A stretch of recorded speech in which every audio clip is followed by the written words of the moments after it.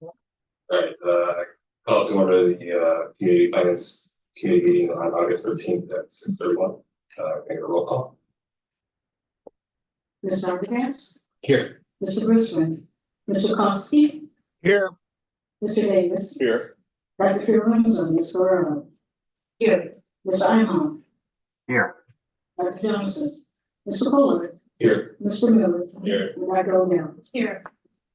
All right, that brings us to item 2, approval of June 11th community finance committee meeting minutes. Can I get a first and a second? So moved. Second. All right, so Kathleen and Steve, roll call. Yes. A voice vote. Yes. All things aye. Aye. Aye. Aye. No, motion carries 6-0. So you can't vote, Tom, it's your vote. All right, item 3, any public comments submitted online? I don't see anybody here. No. No. No was on. All right. School starts tomorrow. Russian, so it's not time anymore. All right. Item 4A is just an update on the timeline for the bond sale. So, Tony. Sure, and is Liz on? No. Liz Hennessy should be joining us shortly. We took the CFC recommendation to sell the bonds in the next month here. Have started to go through the ratings review process and actually get our credit rating disclosed to us tomorrow. And from there, we presented similar presentation just with updated numbers based on market conditions to the Board of Education. There was a request from Fred Arkin to consider selling $35 million worth of bonds now and then waiting till the end of the project to sell what was needed. So Elizabeth has put together both an update on numbers for the CFC with current market conditions, and then as well as some pros and cons of each strategy, whether to sell it all now or to split it into 2 different sales. What do you think? There's definitely pros and cons to both. I would think my preference would be likely to move forward with the full sale.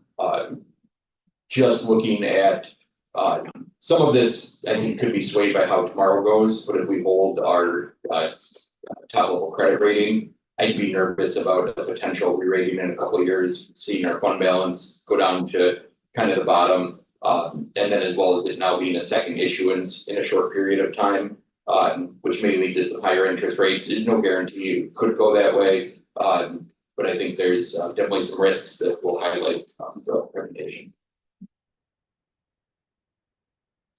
I'll just circle back to this one, just that area. Sure. Yeah. Okay. That's fine. Just kind of keep.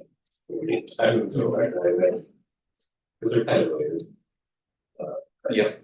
So this idea is the funding for the capital work and tendering and stuff. yes.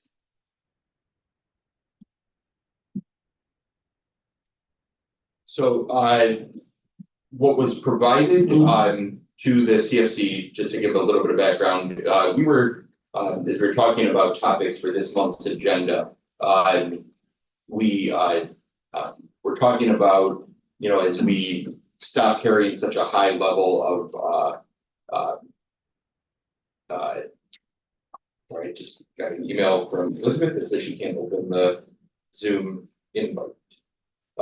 So as we start to operate with the tighter parameters of fund balance and not carrying such a large fund balance moving forward, as we presented the updated capital improvement plan over the next 10 years to the facilities committee, Mr. Arkin had made a comment that said he would like the just to see where the CFC stood on potentially, and nothing in the imminent or in the near future, but as we get down towards, the years 5 to 10 of this plan, would it be time to start operating in a way that some districts do where they issue kind of short-term debt, small amounts of debt to cover capital improvement projects throughout, a 3 to 4 year window, given that towards the back end of this 10-year plan, we've got some larger projects that are coming due.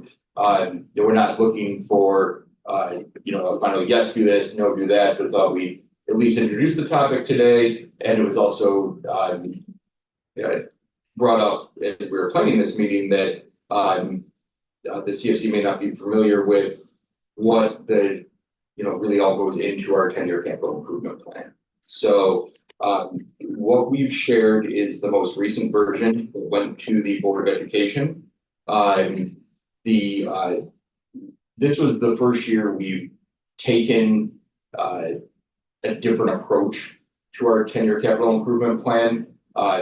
Very similar to what we've done in the past, but we really looked at everything in this plan had to fit into really one of 4 lenses. The first being, does it make the building more accessible to our students? Are we going, not just the bare minimum meeting ADA compliance, but are we going kind of beyond that and making the building as welcoming as it can be? The second being our sustainability lens, and will the work help us meet our long-term sustainability goals that are in the policy of the district?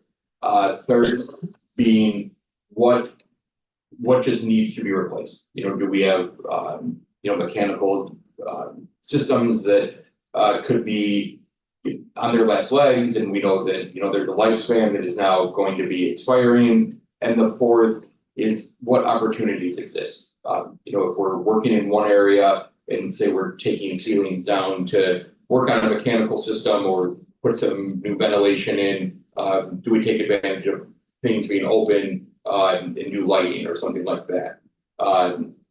Once we put those 4 parameters together, what was new this year was we worked with Gilbane to get all of these projects estimated through their estimating team, just to make sure that we weren't seeing such a wide spread between what was on the paper and then when it came to bid and what actually the project would cost.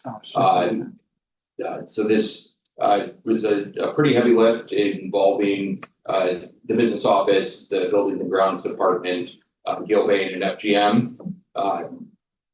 Then we started to look and say, okay, what comes first? And you'll see there's a lot of different corridors here listed. We've got the geothermal work coming up, window replacements, lighting, building systems, and then we started to bucket it into the different years. The other topic that came up in conversations that we're still working through is when we have items that are of a larger scale, at what point do they deserve to be their own standalone project, so to say, and not live on this 10-year capital? I think the track and field project would be a good example of that, even though that was kind of a quick need that came up. It's more of a larger capital project here than just moving forward with something routine, or we're not just putting new turf down, but completely renovating the football field, something like that. So wanted to just introduce everybody to the 10-year maintenance plan, talk about the lenses that we built, and then kind of open up conversation for thoughts both on future funding, and is there a threshold that the CFC maybe would recommend in the future of what moves it from the kind of smaller capital improvement plan to a larger standalone project. Can I ask just a very basic question about Sure. the chart? So can you explain the color coding of the various cells, so like there's red ones and yellow ones and gray ones? So is that urgency of the project or is there a meaning for the color coding? So the lines are color coded by generally by the lens that they Yeah. fall in. Yeah. Then the yellow categories kind of also hit areas that we think we may need to review as we get closer to that number. There's some of this too, some of the color coding not come over quite from our architect here when she put it together. Then the purple would be, there's corridor areas that maybe would fall into one of the future Imagine work projects, so that is a kind of a pending item here.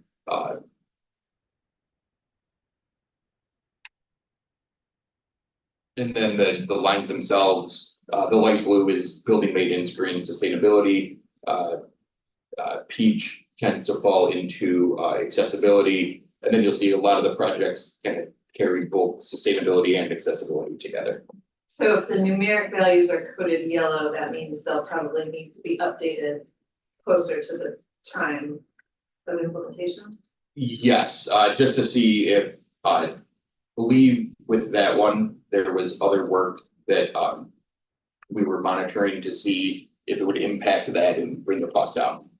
Okay, and then so then there's also, looks like orange, purple, you said was potentially Imagine related project? Imagine related project or potentially items that would come off of this sheet with a larger project on the road. Got it, and then the red?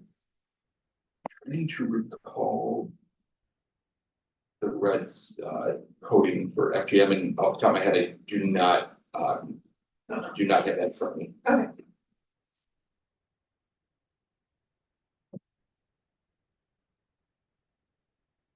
Any other questions, thoughts on this talk of potential funding in the future? Does that sound like gonna happen tomorrow? I think more of just a general thoughts on how to fund this. But we should come out of general fund, normal operating for issuing decent, right, basically. It could be DSEB, it could be depending on where we're at down the road, working cash bond and something of that nature. And then really wanted to just again introduce this topic because you'll see as we get into the budget presentation, as Brian talks about the 5-year projections, you'll start to see what some of these larger projects do. We still stay within our fund balance threshold, but it does start to push us down a little bit towards the bottom of that as well. And then I just have one more clarifying question, which is, so all of these projects are not in the operating budget, these are in the capital projects line of the budget? Yes, and then generally speaking, what we've done is transferred the money from the operating funds to the capital projects to fund the work each year. There's money in the operating budget that covers the cost of the capital project? Yeah, Or the cost of the capital projects usually comes from some other source? No, we'll get small grants here and there that will contribute some of the capital work, but historically, the district has funded the capital projects through transfers from the operating funds. Okay.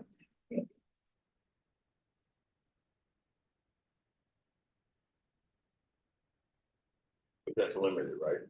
You can't use the whole operating budget. No, It's limited, that's down. I think it's. Which one? A little more than $5 million or something. Is there a number on it or a percentage on it? That you don't use, because there's a surplus and. If you said that, you don't more than. You don't use the whole surplus, but don't serve on a capital project. That's what needs to be using, and then the rest would come from different finances, right? Something like that. I think he's talking about 120 before it's a number, they made a number of. Yeah, So like, we only were gonna transfer X amount of amount. dollars to capital every year, or set aside for capital, which sort of thing, I think that's. Right. They made some number, yeah, I remember talking about. A couple years ago, that probably doesn't change all the time. Back to your comments about the 5-year financial projection, so I was just trying to do a quick comparison of the updated 5-year that's later in the packet. And it looks like these numbers in this plan are much higher the next 5 years versus what's in that. Sorry if I missed this statement afterward. So the 5-year projection is not include this latest current capital plan? Sorry, Brian, if you wanna jump in on that, I'm pulling up I don't have that agenda yet. Yes, the 5-year projection does include this set of numbers. The one thing to keep in mind when trying to, you won't see a direct number from the 10-year maintenance plan in the 5-year projection, only because the capital plan is structured by summer. So then when we're kind of showing the projections on a fiscal year basis, we're getting portions of 2 different summers worth of work in one fiscal year.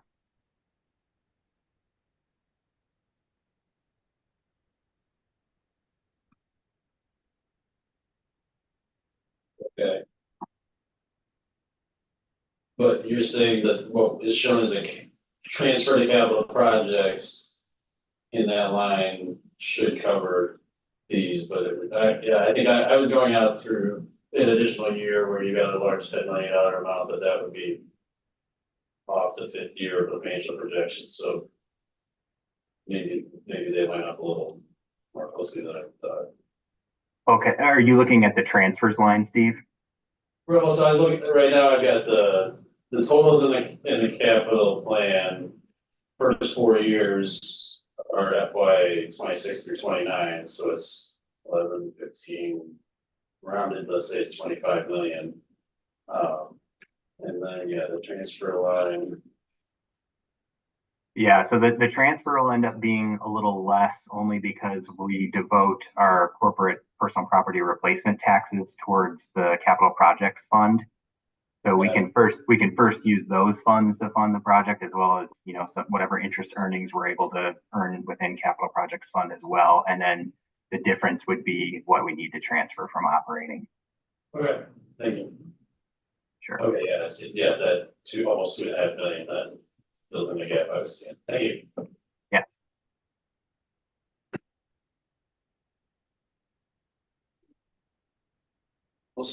Process. Well, then back, I guess, to the original question about funding, it seemed like, at least in the short term, projections in the operating budget can cover this, so I don't know that there's a question about borrowing imminent. Right, right, it felt like something just, like I said, nothing pressing or urgent, just something we're seeing potentially if this was to go out 5 more years. You know, we could be looking at that. We also could be looking at you know, splitting up maybe some of the larger projects over a couple of years, if that'd be possible. And obviously with projects 3, 4, and 5 down the road as well, that will have an impact here. But just as we started to get near that 25% threshold in our projections, it would just be the right time to introduce the topic, and just so you know, it comes up again in the future, it's something that's on the radar. So, Go ahead, Tom. yeah, so my question or concern is this, and just so that I'm looking at the capital project plan and I'm looking at the bottom line where it says estimated all-in costs versus Fred's original anticipated yearly spend. So as you know, I like to kind of go back to prior decision making, and back in February 2023, I believe was when we were discussing the financing for the bonds that we're going to be talking about momentarily, right? Is that the correct time frame? when we were making the funding decision? Yeah, that was about that time, February, March 2023, I think. So at that time, we were talking, and I have memory of, we were saying, okay, what is the long-term ongoing, capital need that we have? And then we layered in the 3.5 million that would be our bonds as we were looking at things, from as long-term a lens as we could. So what I would like to know is, in that discussion, did we make an assumption on what the capital long-term annual expenditure was? That's question one. Question two, I know we've asked in the past, which is there any gauge of what that number can and should be based on the assets we have? We have a building that's so big. I know it's challenging, but these numbers are all over the place. Because when I look at the data, what I see is that the estimate all-in costs over the 10-year span total 87 million or 8.7 million a year, whereas the estimate was 5.2 million a year. So things have gone up or changed by over $3.5 million a year in a year over a 10-year period. And that to me is rather substantive for a change after we've made decisions. So those are the questions I've asked. So then, and I guess the third one is, and it kind of goes back to Kathleen's question, there's a lot of stuff in here, but what is, are we, because there's a lot of sustainability pieces here.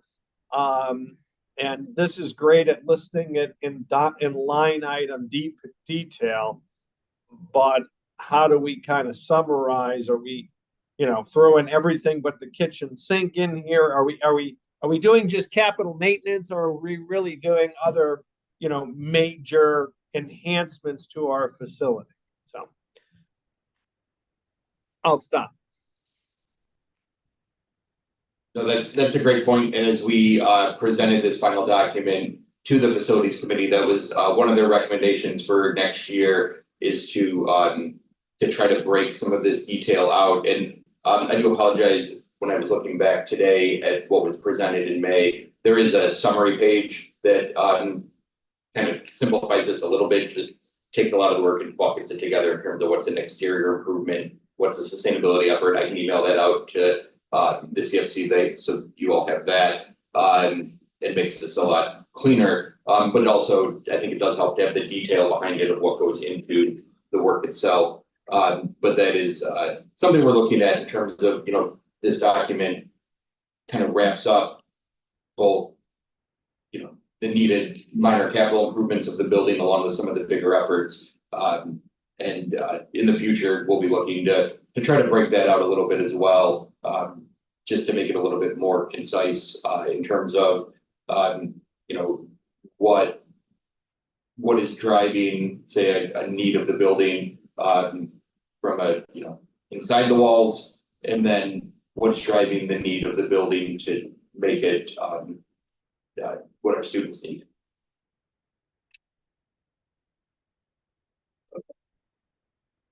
So on this question, we could answer some of them. Is that probably something to think about, eventually the cost, which is goes back to you, Cal. At one point, the board made a decision of how much they were gonna be willing to allocate to it. Allocate this, yeah, which I think we may be received. Did we ever discuss? Yeah. But so you had mentioned, what's different about this versus previous ones is this is utilizing Gilbane and a more thorough estimating process versus whatever just numbers on the past. Yeah. More of a shot in the dark. Yeah, and that's not to put anything negative to what Fred was doing in the past, just a different approach that we've taken this year. Yeah. I want to see 5 years from now, the number could be 10 times, maybe a number. Right. It's purely. Yeah, and as with any projection, the more years you go out, the harder it gets to be accurate. So. Can I Oh, sorry. Go ahead, Tom. Yeah, can I just ask a clarifying question on that just was said, just so that I'm clear, because I heard the difference is this was done by Gilbane versus done by in-house by Fred. But you know, is that does that mean that we have the exact same content? It's just a different methodology, or are there things on this that weren't even on what Fred had done? And and I know we've added a year, but in the rest of it, have we done more? Have we changed the scope in addition to the methodology? The answer would be yes to both questions. There are projects on here that have been re-estimated and come up with different values, as well as projects that we've looked at and said, okay, we'll be doing corridor work, but we need to look at this, say, from an accessibility standpoint, and make areas of the building that aren't accessible to some students more accessible. So there is both a new some new projects listed on here as it got updated, as well as changes in numerical values for all of the work.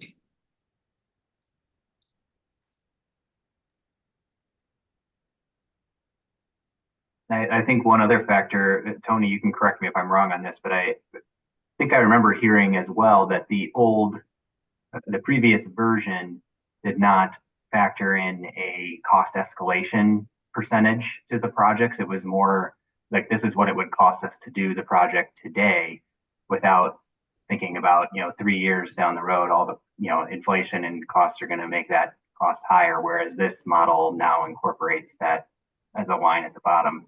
Yeah, it's he did have an escalation built in, but what we've done is we kind of broke that number out and tried to be a little bit more detailed with it. So construction labor, that escalation, it wouldn't grow at the same rate as, say, like the soft cost fees for the CM or the architect. So we just tried to be a little bit more accurate with each individual percentage instead of just and then wrap it into a kind of the final all-in cost.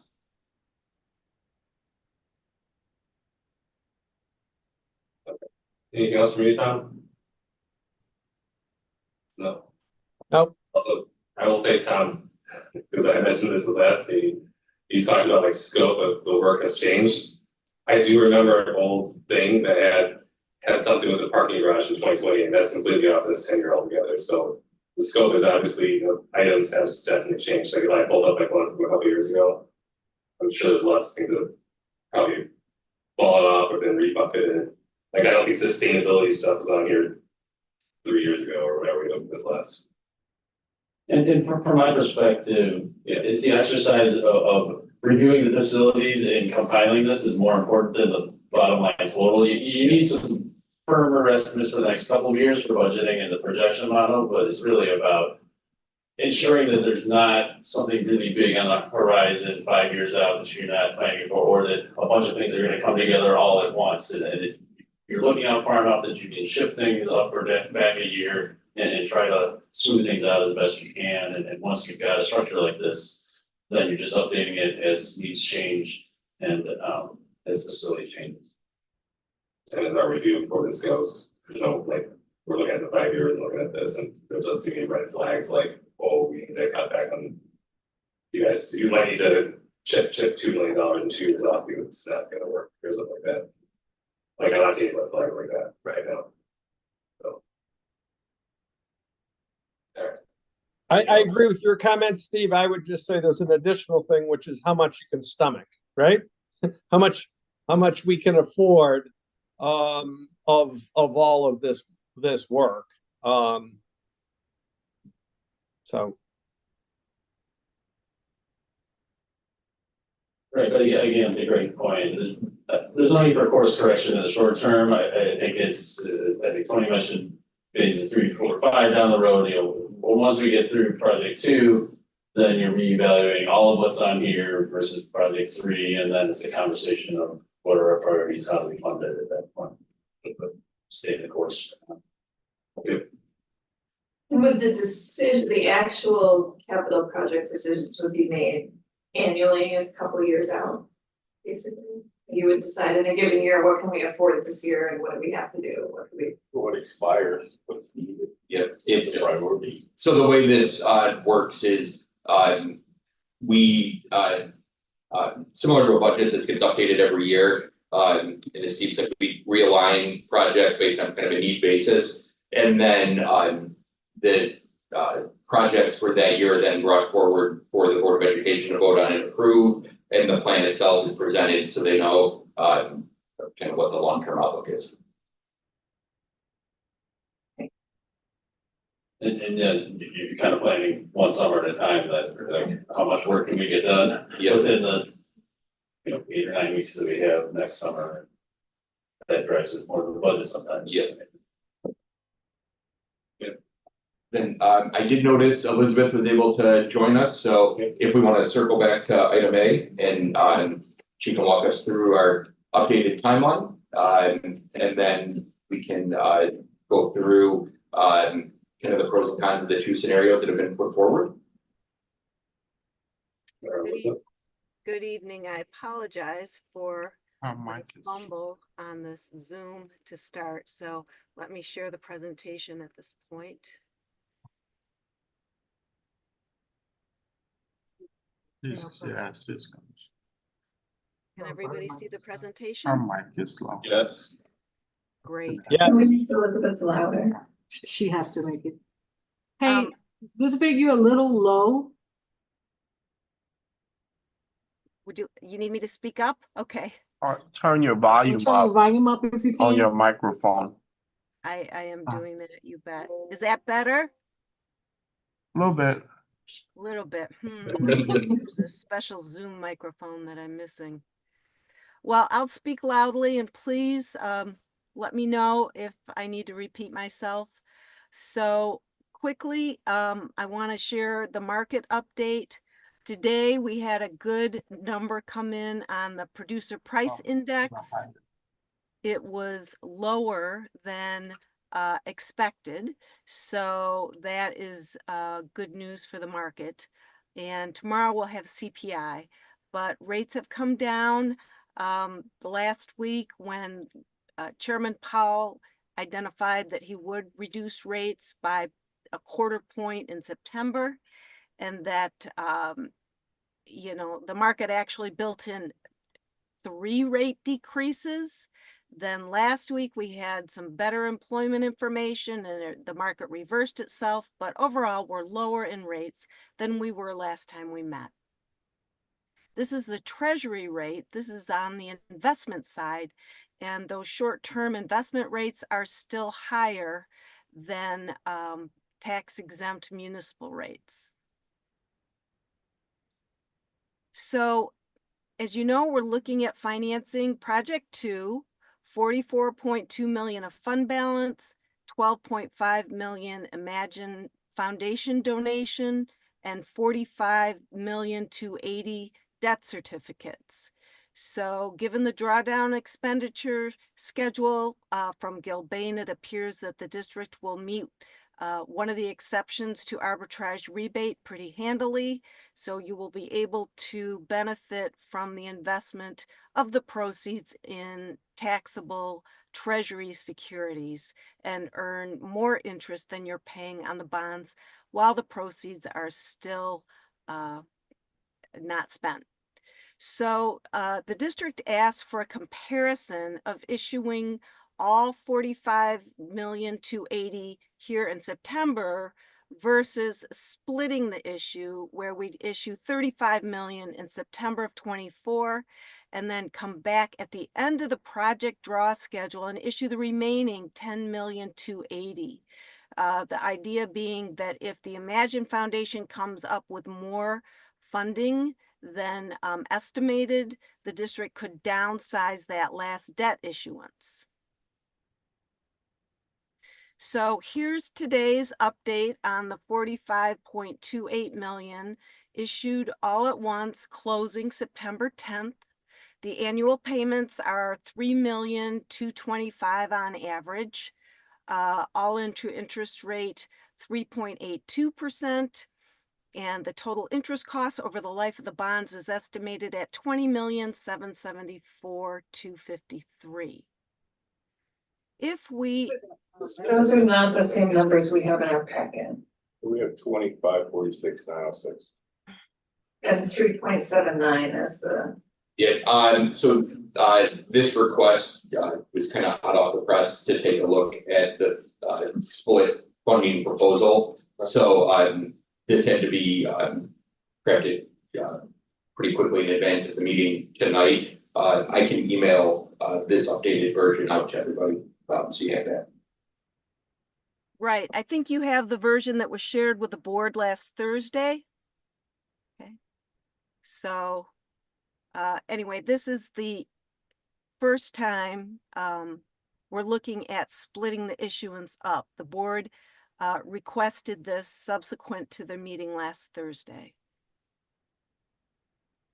Okay, so option 2 is 35 million in September of 24 and coming back in September of 26 for 10,280,000 in debt certificates.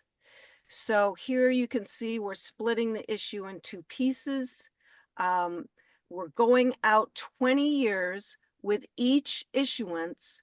We're keeping the debt structure level debt service now instead of over 20 years, over 22 years, because we're delaying a portion of the issuance for 2 years. So altogether in this option, we're going out 22 years versus 20 years in option 1.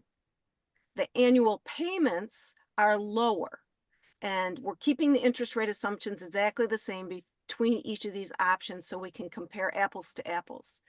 The annual payment is down to $3,025,000 versus $3,225,000 as you saw on the prior page.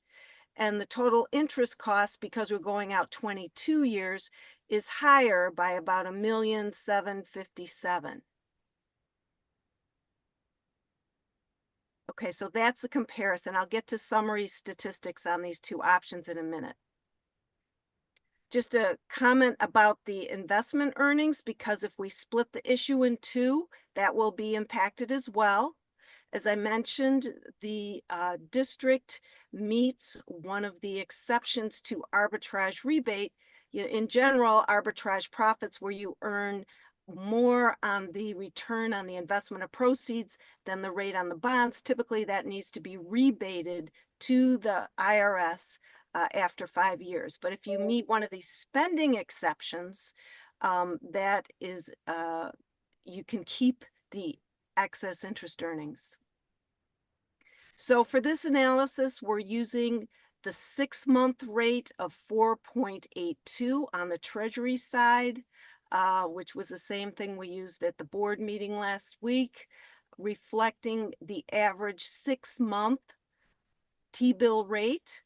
The expenditure draw schedule goes over 13 months. So we're basically saying on average, the money will be invested for 6 months.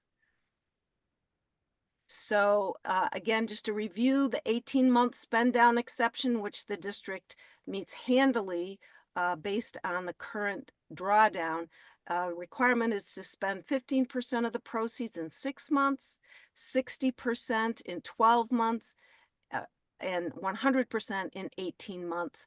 But you do have ability to have reasonable retainages, meaning if the construction manager makes you put money aside up front, up to 5% of the total proceeds could be held back for retainage. So here's the expenditure schedule. Again, this is the same as in your the board presentation last week. So if you can't see the numbers, hopefully that will show better for you. But we're estimating if we're earning on average 4.82% on the 45,280,000 proceeds over 13 months based on the drawdown schedule set forth by the construction manager, you would earn approximately 1,357,000 of additional interest to be plowed back into the construction project. So if we split the issuance between doing 35 million in September and then 10,280,000 in September of 26 at the end of the schedule, that 10,280,000 would be a reimbursement for capital expenditures that you would make out of the operating funds. So in this schedule, you are spending the 35 million in 11 months, and the interest earnings on that is 874,400. Okay, so obviously less than the 1.3 million. And then you go ahead and spend the rest of the money out of fund balance, including the donation that you will have known hopefully by September 26. And then if it comes in as planned at 12,500,000, you would issue the remaining 10,280,000 and pay yourself back for the expenditures you've made on the project. Just to remind everybody, the district is funding more than half the project with its fund balance and donation, and the debt certificate is less than 50% of the whole project. So this scenario says, you know, we'll pay ourselves back in September of 26 with that last 10,280,000. Okay, so just to review the advantages of one issue versus the advantages of two issues based on this scenario. One issue has lower total interest costs over the life of the debt based on current interest rates in both scenarios, because we're going 20 years with one issue as planned and 22 years with two issues, because we have a 2-year split in terms of the issuance timing. So that difference in interest cost, the two issue scenario costs 1,757,000 more in interest. Going to the next advantage of one issue eliminates future interest rate risk, which could occur in 25 or 26. One issue generates higher interest earnings, as we reviewed. The difference is about 483,000 more of interest earnings. One issuance requires less issuance cost versus two, saving an estimated $56,000. And two issuances requires a district to use 10,280,000 more of its fund balances in FY26, which could possibly jeopardize the bond rating in the future unless you are able to do so without dipping below kind of your fund balance parameters. Or if you do that, have a plan to quickly pay yourself back so you stay within your fund balance policy. The advantages of issuing two issues is that it allows the district to adjust a second debt certificate issuance if the Imagine Foundation donation comes in higher than the 12.5 million. The other advantage is that two issues over 22 years has lower annual payments than one issue over 20 years. So that savings per year is about 195,000. So let me pause here and see if the committee has any questions.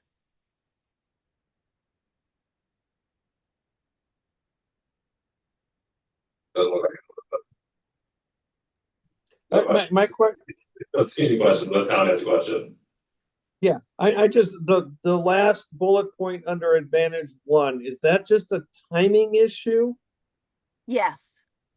Okay, I mean, so you would use it out of fund balance and then quickly you would borrow for it, you know, with the understanding you're risking the rating and you're ending up at the same place. It's just that okay, good. Thank you. You might have a temporary cash flow blip depending on the timing and how revenues come in. Okay, thank you.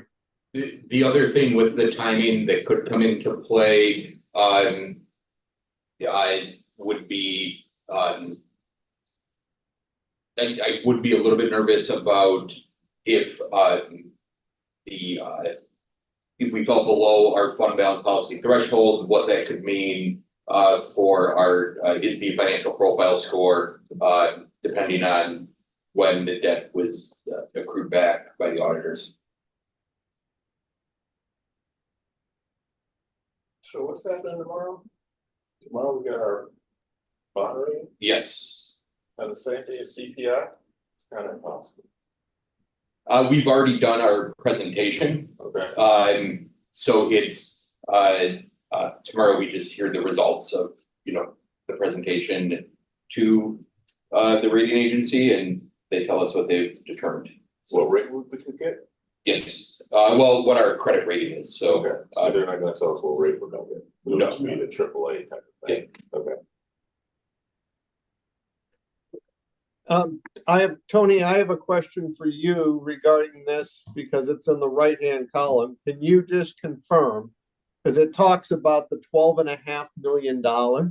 So in our budget and 5-year projections, what is our current Imagine Foundation commitment or plan? Sure. We are at the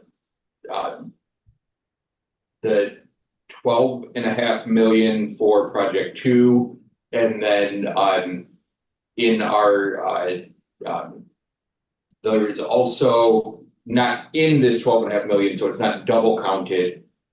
There's a line in for state funding that Imagine has helped us procure a grant through the state budget for an additional 3.5 million towards sustainability efforts.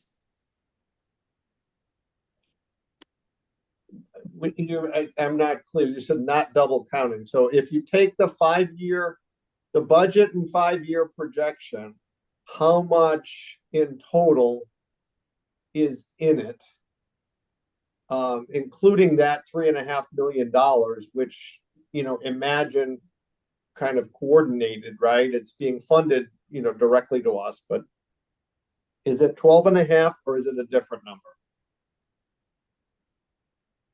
I can jump in on this one, Tony. The total dollars counting that grant would be 15 million. The grant is split between this fiscal year and next. The donations actually span about a 5-year period. So even going 1 year off of the current 5-year financial projection is when that last anticipated chunk from the Imagine donation is being counted on. So as Imagine, because the 12.5 million, which is actually, I'm looping back to the original slide that is on this, which dictates how much in total we intend to borrow, right? That was based on 12.5 million commitment from Imagine, correct? Yeah. Yes. And what is the current commitment that we're using from Imagine in recognizing they're kind of counting that grant? 15 million. Okay. So do we need to adjust? Because, that was Mr. Arkin's point is depending on what we are, but we're already saying that Imagine is saying the intent is to pony up for $15 million, correct? I believe so, yes. Okay. Yes, So- but I would say we have in our budget and in the projections separated those two out from each other. So that's why I was saying we're not double counting them. We're not planning on, saying we're getting 15 million towards project 2 and then an additional $3.5 million grant towards sustainability.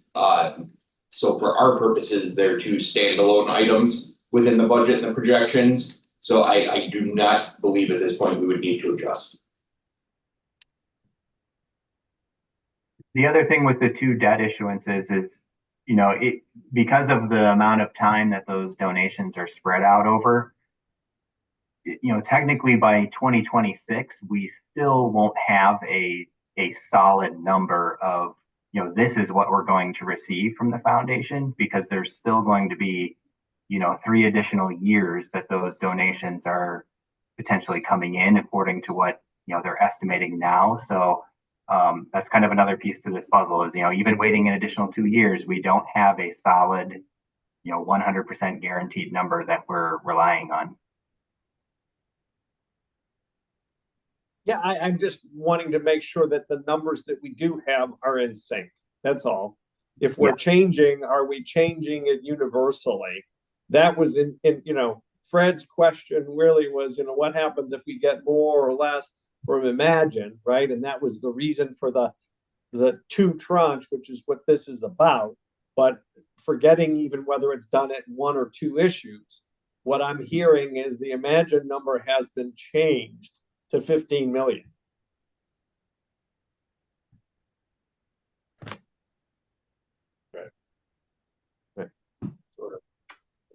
Is the 3.5 million intended for project 2 specifically No. or for sustainability project? It's a separate standalone item for sustainability.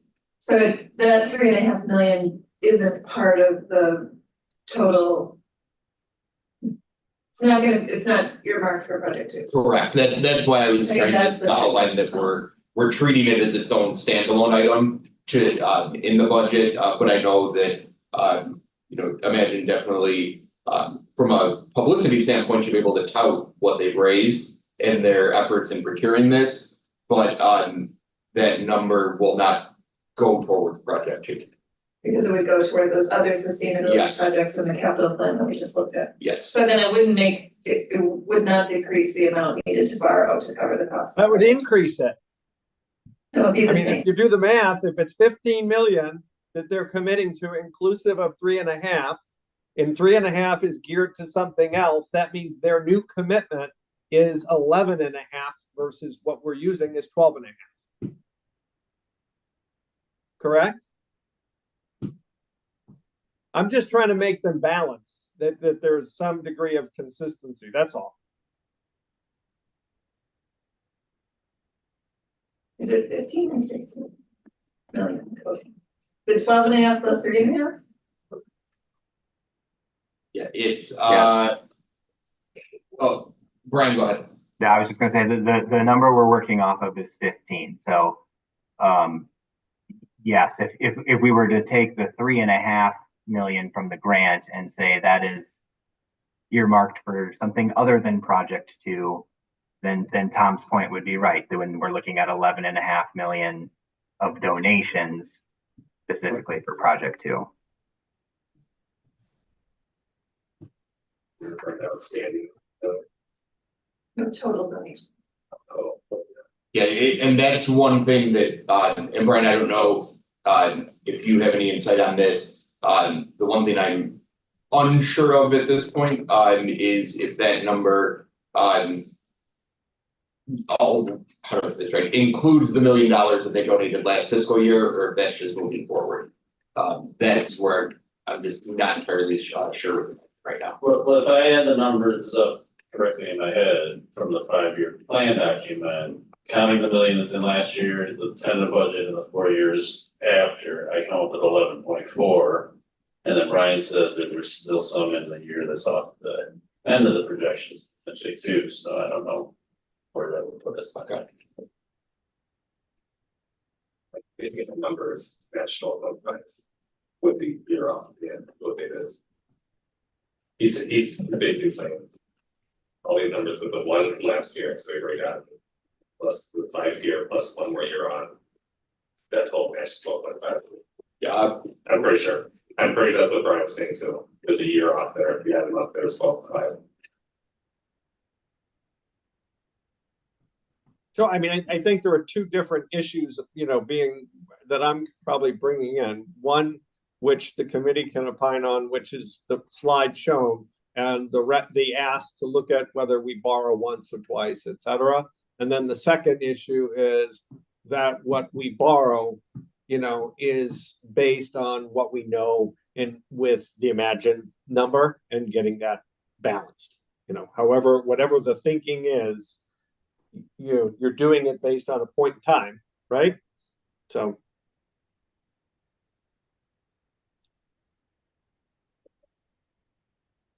So curveball here is last meeting, we said go ahead and issue the full amount. And CP were fine with that.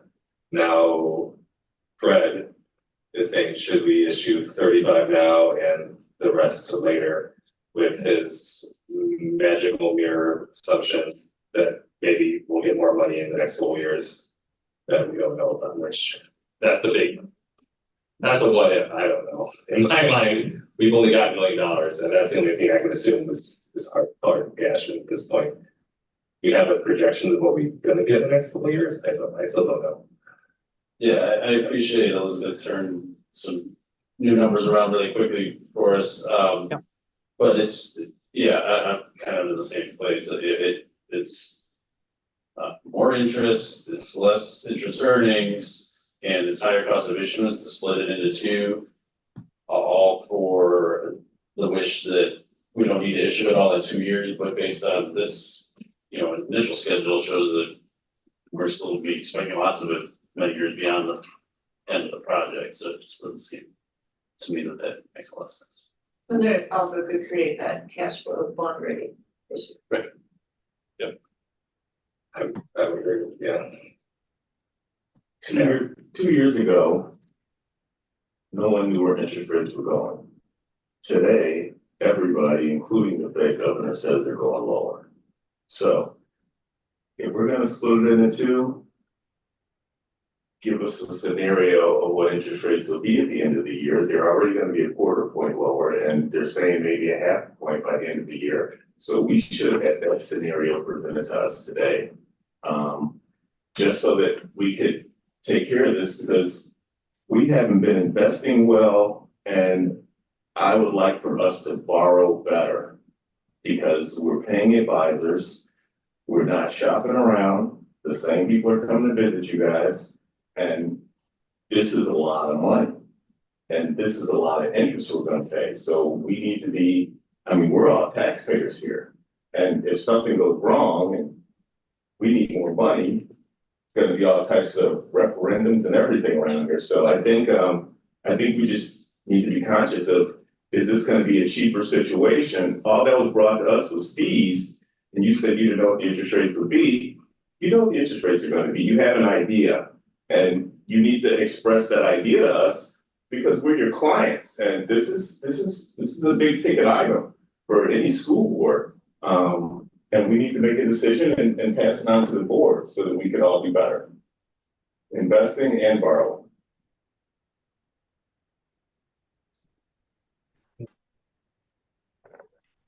I don't know if you're directing that question at me regarding future interest rates. But as I mentioned, the thinking is already built into the current market. A 25 basis point decrease is built in and reflected in the rates that I'm giving you today as a best guess, with our pricing about 10 days away, with a closing in September. So we're not missing a quarter point rate decrease because it's built in. And what about the end of the year? The end of the year could go either way. We have a very contentious presidential election, which could move the What's markets. either way? Excuse me? Either way, up or down, or flat or lower? Either way, up or down. Either way, up or down. And, if I knew what the market was going to be in December, I would not be doing what I'm doing. I would be able to invest with assurance. We do have market intelligence, and we do have predictions, and that if everything goes smoothly, we are, and I'm happy to share with you Raymond James projections. They envision a soft landing and rates coming down steadily, through the next year. Whether it'll be by December, we don't know, but I'm happy to share that projection with you. But my only point is, you're right in what you're saying now. And you just said it, but 2 years ago we were here and no one in the world knew. We don't know where rates are going. So if you guys want to borrow, you need to borrow now. Our rates were 7%. Rates were higher, so much higher, and they've come down so much more. And we have these numbers this month. So we have an election coming up. All types of things are happening in the world, war and things like that. And, you know, stocks are at all-time highs. We just need to be more cognizant of where the market is when we borrow and when we invest, as opposed to just saying it's Thursday, the 15th of September, we need $80 million right now. That's all I'm saying. I'm not directing anything bad at you or anything. I'm just saying we all need, as a committee, as the CFOs of the school, as school board members, as our representatives in the financial markets, we just all need to be more cognizant, clear, and responsible, because this is tax dollar money. The interest is coming from taxpayers. This is all, and we're all taxpayers here. So that's it. I'm off the soapbox now. So that's fine. A couple years ago, D97, we did 2 tranches of issuance. And I can tell you, we had a hard time weighing what the market was gonna look like. When we're like, do we issue it all now? Or do we do it in 2 bunches? And it was like, we did eventually did it 2, but we were keeping our fingers crossed that the market was gonna go down. Because otherwise we would have, it was a long debate. We tried with Elizabeth, but we were like, well, it's gonna go down. Like, no one knew. No one knew. And it did go down, thankfully, so we did save one some, knew. but it was also like We we had to debate that risk analysis of like, well, did we, yeah, that was really difficult. We were out here with maps on, we didn't know anything. Yeah, so. And that was like 2018 and 2019, so before anything, that was decent rates back then, yeah. So, I remember saying, it's hard to weigh, it's very hard to weigh and make that decision. The investments are, that was last week, you listened to last week, because we talked about that a little bit with the rates and our investments on stuff. It seems like though, the majority of us we're leaning more towards the just one issuance and not, or that's our recommendation, just to stay with the one issuance and not try to split it into, you know, set. We hear from Petra. Yeah, okay. I was gonna say, I mean, we just saw that, you know, the capital list. There's a lot that we need money for as well, and I mean, I don't know, just the uncertainty around the rates and what they're gonna do. We don't have a crystal ball. I wish we did. So yeah, I mean, I'm prone just doing the 1 inch, but the one. Okay. Getting it all together, yeah. We could use the additional money from the interest. We're good with that, okay. Alright. You know, it's all French curve also, so So we get the rating tomorrow, and then Pull the calendar back up to the full dates. We have the rating tomorrow. The parameters will get approved on the 22nd. The 27th of August will be the competitive sale, and September 10th will be the close of the certificates. which will be after the new rate. And so there is, we should build in 25 basis points lower. Okay.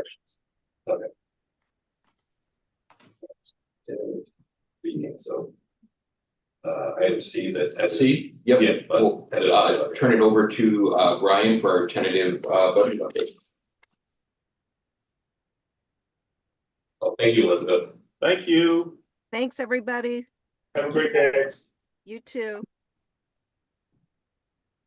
Get out of here. We'll load up the presentation on my end here real quick.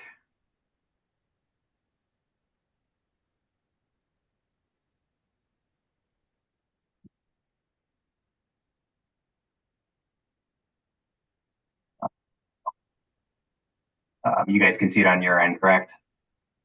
Yes. Yep. Okay. Okay, so at our June committee meeting, we did a deep dive into the key components of the budget and some preliminary budget numbers for fiscal year 25. Throughout the summer, we made various revisions as new information became available to us. A second draft of the budget, referred to as a tentative budget, went to the board last week for discussion and review. I've included several of the financial exhibits from that presentation in the materials tonight just to have as additional background. But I mainly wanted to use this time just to update the committee on the changes that occurred since June, and then provide one more opportunity for feedback before the board adopts the final budget in September. So let's look at the changes that happened first on the revenue side. For property tax revenues, an adjustment has been made as a result of some of the cash flow timing. The levy from last December gets received in 2 installments over the course of calendar year 2024. So any change from our estimated spring receipts gets applied to the fall collection cycle. So in this case, we have made an increase to the budget of $656,000 for property tax revenues. But again, that's just a timing variance between fiscal years. The budget for interest income has also been increased, and that has to do with moving up the sale of debt certificates for Project 2, as we were just discussing. That gives the district the opportunity to invest portions of the $45 million in debt proceeds for several additional months to align with our construction draw schedules. So, part of what we were talking about in the last agenda item is reliant upon is having a plan in place for when these debt proceeds arrive. We have a plan to invest them and obtain, the best rates we can. And we line that up with that same construction draw schedule that we got from our construction manager. So we know when the bills are going to come due. That's when we need our investments to mature, and then we can maximize our interest earnings that way. So I've already been in contact with our investment firm to kind of let them know this is coming down the pike, and we've started planning out our investment strategy for that time period. On the state sources line, the preliminary budget had included $3.5 million for the one-time grant from the state for the capital improvements. We're still waiting on some specifics related to that grant, but it appears that the district will be submitting expense reimbursement reports for it on a quarterly basis. So to account for the possible lag between when we're reporting our expenses and when we actually get the money from the state, we've now revised the budget to assume that half of that grant will be received this year and the other half next year. The overall change in revenues since the June preliminary budget then was a decrease of $398,000.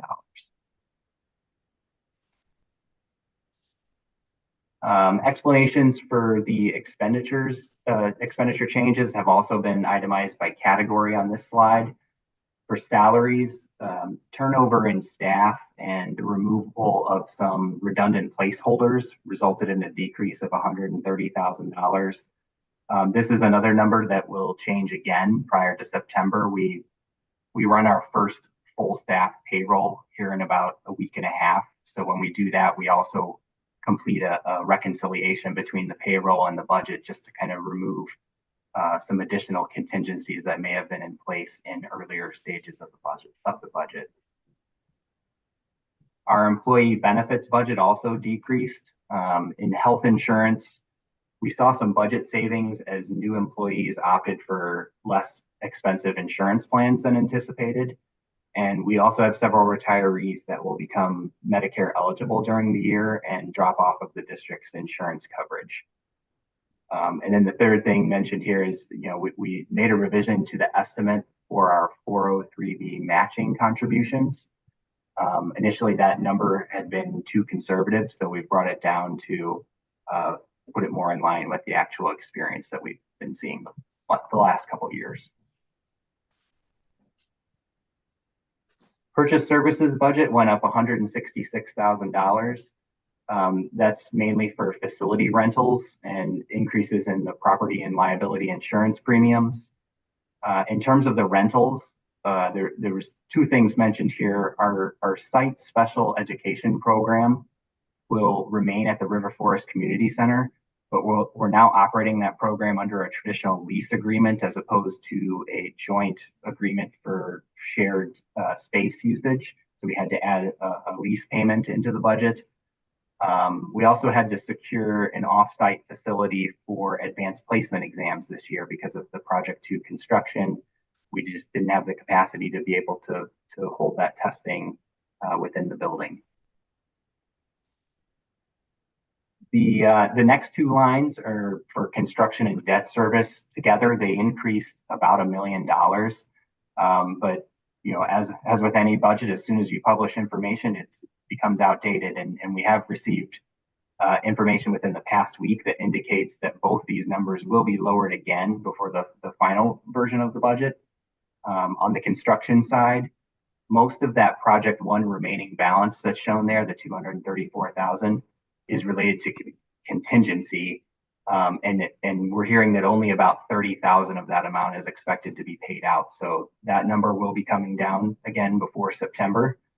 For debt service, the current estimates that we were looking at, you know, last week and tonight even, are that the earlier debt issuance will generate only about $400,000 more in interest expense for this year's budget as opposed to the $800,000 that was added. So taking all that into account, the net change in expenditures between first and second drafts of the budget was an increase of $720,000. But then with those changes I just mentioned for construction and debt service, that number is now approximately $100,000.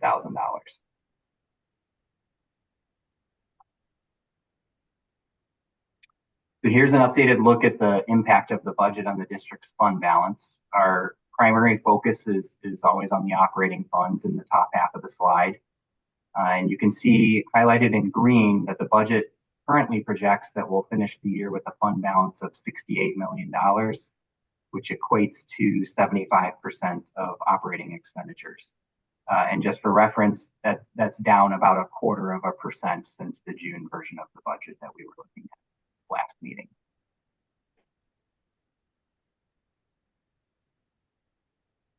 This list is a reminder of some areas that we'll be monitoring even after the final budget is adopted. Nothing has changed at this point on any of these items, but I mention them just because they are assumptions that could have the greatest variance on actual results if they start to veer off course. The CPPRT revenues are expected to decline. We've built a decline into the budget, but the magnitude still remains, you know, uncertain at this point. Our employee insurance renewals for 2025 will have an impact on employee benefit costs. Those typically get settled in October. So that'll be about a month after the budget's adopted. Our special education expenses are always susceptible to increase if we have any student outplacements that change mid-year. And then the timing of how quickly multi-year construction projects progress can differ from initial draw schedules and cause some timing differences from year to year within the budget for construction.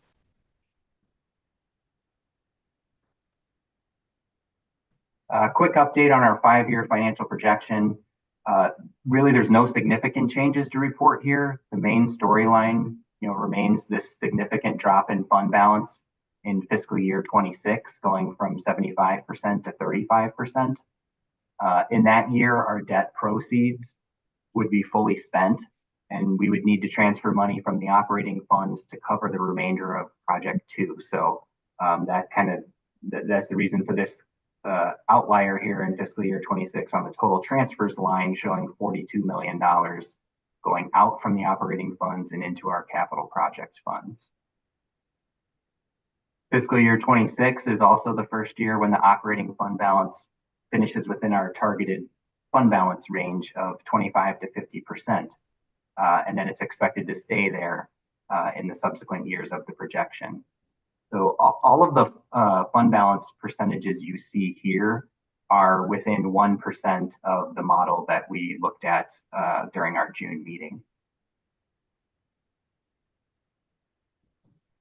Then here's the same data in chart format showing the fiscal year 25 budget has us positioned to be within our ideal fund balance range in the final 4 years of the projection period. Brian, can I make a suggestion? Sure.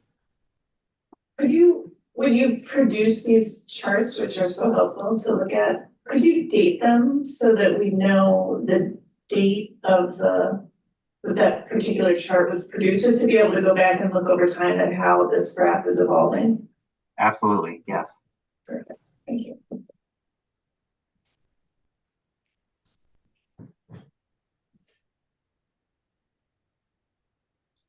Any other questions, feedback from committee members? Our average money market rate's 4% now? Around? Yes, our money market is higher than that still. It's still around 5% currently. 5%, and all of the bad things have expired. We don't have to worry about those anymore, right? Pretty much, yeah. Pretty much, okay, good. People are past meetings data, it's got all the old stuff and all the new stuff. I think those have expired in the last few months, so. I think that our action last week, I think we discussed it. Got a whole list of all the new good stuff. We do good stuff. Yeah. We like to do good stuff. Especially when rates are going lower. Makes you gotta do like superstars. I'm happy to see the fund balance finally going down.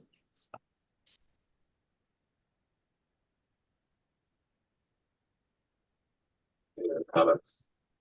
No, the other comments are right, you're good.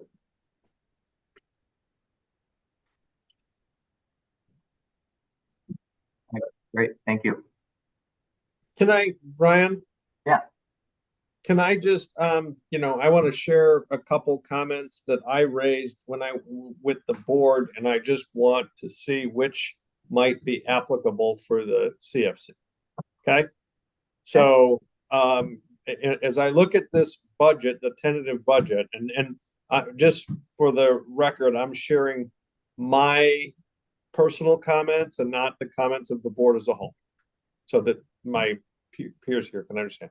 But there are two things in the tentative budget that I want to call. One is that the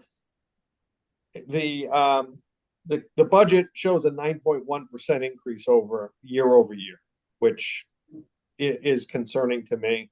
Okay, and so I'm going to leave that one there because that's a big number. Okay, on a student count that is flat. But I think more importantly for this group, because it relates to work done by prior finance committees, et cetera, is that in the memo, there is reference to conservatism in the way the budget is assembled. If we look at the history of budget performance, we have constantly seen favorable performance to the budget. And, I brought that up, and we are, we have a long record, and it's gotten better, but there still is conservatism. And, maybe that is the world of school districts, but as we get down to tighter, a fund balance that is lower, what is the purpose of a budget? And is it meant to be filled with conservatism, where we then end up always on one side of the coin in terms of always with favorable variance? And I'm going to mention even a specific example just for the group. And I guess the question is, are there things that are recommended? And I know there's people with budgetary experience in school districts. We historically budget for 100.0% employment, right? Every slot filled and salaries for that. And every year we end up with excess salary dollars. Is that true? That's true, yes. Okay. Yet and I'm just using this as an example, yet for, tax revenue, we don't budget for 100% tax revenue. We have a factor because that's more realistic. And we know that historically 99.5% or whatever our value is, we do that. So we do it on one side of the coin, but not the other. In just using those two examples. And so coming back to the group, I guess, the question is, as we look at our budgetary and planning processes, do we have the right level of conservatism in what we do? What are best practices, et cetera? I'll stop there.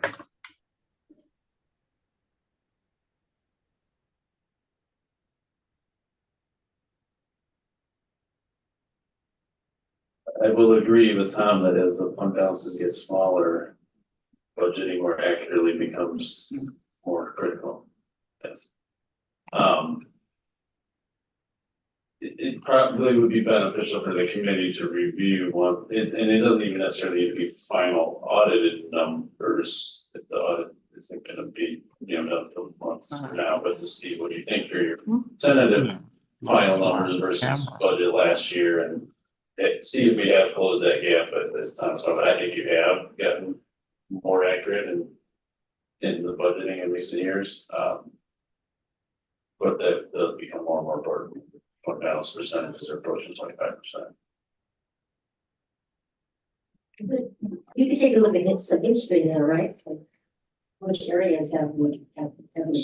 Or it's under, or And I did do that analysis once for the committee a year or two ago, probably now. Just for reference and, that I'm in full agreement, the need for as tight of a budget as you can get. Revenues this year, budget, final 24 unaudited, revenues were 99% accurate, expenditures were 97.7% accurate, which I will say from the research I've done, and it gets a little bit difficult when you do this research just because some districts have the kind of that policy to true up their budget at the end of the year, and then the spreads look tight. But I'd say that based on the FY24 budget, the accuracy would be amongst some of the better numbers you'd see across the state. And your numbers you're putting there, so these are just like the operating piece, right? Not total budget. The expenditures were total budget. No, it was revenue summary all funds and expenditures all funds. Okay. That's even better because the capital stuff, the timing of that, really which side, one way or the other. I think for us, if we wanted to do a deeper analysis, I'd pull all that out and just look at operating funds and see how we looked there. say it's not brought up when you do the expenses. I'm more the conservative guy in the approach of if you budget, if you have 100 positions, just like for 97 bills, you have budget with 100. You never know. That's being more conservative. I would agree, you're probably paying for subs in those positions, or you're paying overtime in one way or another. If that's where you wanna be staffed, you're probably incurring costs to staff close to that. But yeah, we could look at that for a future deadline, which is, I mean, I think the more important part is, what Tom said, that our costs are going up, or, 9%, and our, the number of students is staying the same. I mean, that would be, worthwhile for us to see if there's any way we can make it about the area. And it looks like it's 9% in the next year, but then goes back down to like 2 or 3% where you'd expect. So is there a reason for that big increase from 24 to 25? We've had this year within the budget a couple, you see the biggest jump is in the capital and non-capital equipment. Some programming needs with technology, as well as needed replacement updates to the security cameras.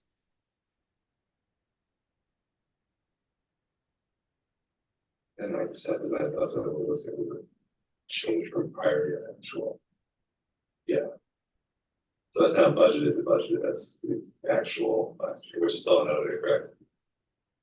I'm sorry, can you? Right, I need to look at this 9, isn't that also not correct? That's not fully, that's prior year actual, which is still heavily unaudited. To this year, tentative, right? Correct, so it So that it could vary a little fluctuate. bit, yeah. Yeah, Yeah, but I do think it's a better comparison, right? Because it's closer to the actual. and what we're Yeah. doing. Yeah, it's gonna bring us much more accurate than comparing the budget to the budget year. but you talked about, 9% is, 68% is capital, non-capital.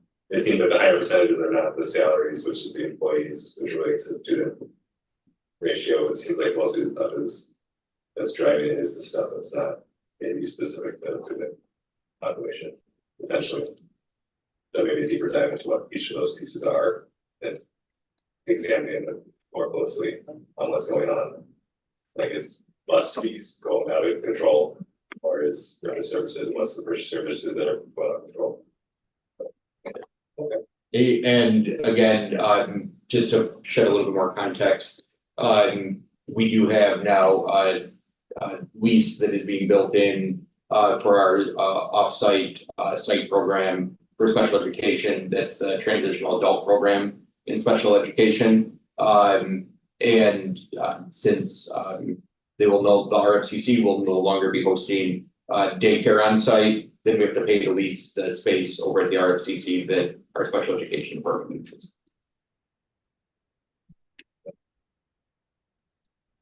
Anything else related to the budget update? No. Alright, last piece tonight was the update on student fees, which was added received.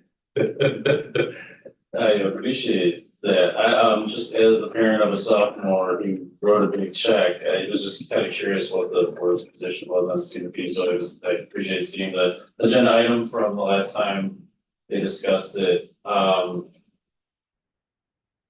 My only commentary would be that my district, which granted is elementary and some never had very high fees, has waived all fees for all students the last couple of years, partly in reaction to the high school district that we feed into, doing the same during COVID and not bringing them back. So I was kind of curious about the town here, if the board was contemplating reviewing it. I know, there's fee waivers for the free and reduced lunch kids, their families, but there's a lot of people in the middle that aren't gonna qualify for that are gonna find fees that it's $350 and up to be pretty burdensome. So that was just my statement. I appreciate the breakdown of kind of what that adds up to, and the impact it could have on the budget. And so I'll just leave it at that.